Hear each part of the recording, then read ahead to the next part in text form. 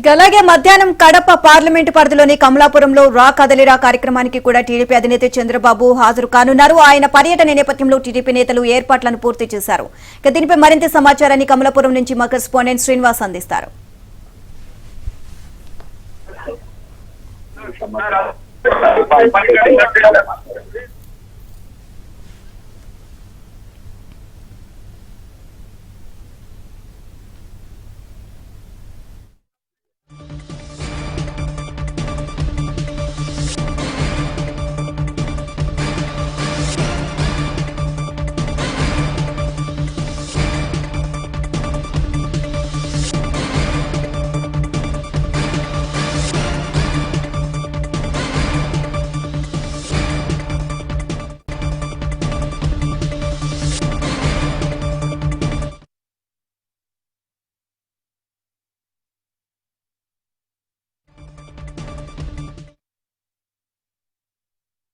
తెలుగుదేశం పిలుస్తోంది రా కదలిరా అనే రాష్ట్ర వ్యాప్తంగా జరుగుతున్న టీడీపీ అధినేత చంద్రబాబు నాయుడు కార్యక్రమాల్లో భాగంగా ఈరోజు కడప జిల్లాలో రానున్నాడు. కడప పార్లమెంటు పరిధిలోని కమలాపురం నియోజకవర్గంలో టీడీపీ కమలాపురం ఇన్ఛార్జ్ పుత్తా నరసింహారెడ్డి ఉన్నారు. ఆయన ఆధ్వర్యంలో ఏర్పాటు జరుగుతున్నాయి.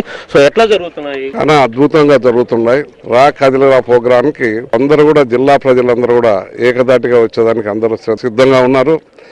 ముఖ్యంగా కమలాపురం నియోజకవర్గం నుంచి ఈ భారీ బహిరంగ సభను అందరూ కూడా జయప్రదం చేస్తామనే ముక్త కంఠంతో మా వాళ్ళందరూ కూడా చెప్తా ఉన్నారు.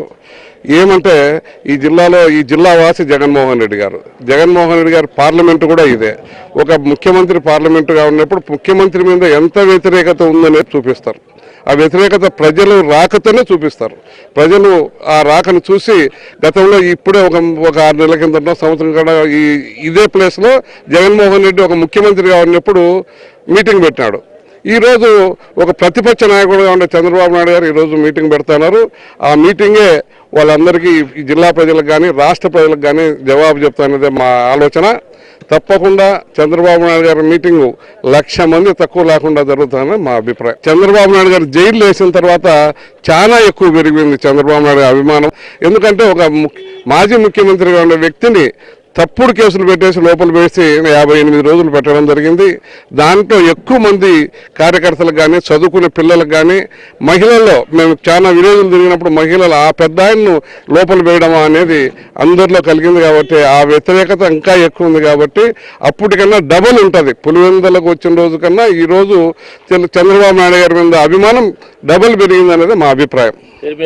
ప్రతాప్ రెడ్డి అబ్జర్వర్గా వచ్చారు. సో ఎట్లా ఉంది ఇక్కడ? మామూలుగా ఈరోజు పార్టీ నన్ను అబ్జర్వర్గా పంపించడం జరిగింది.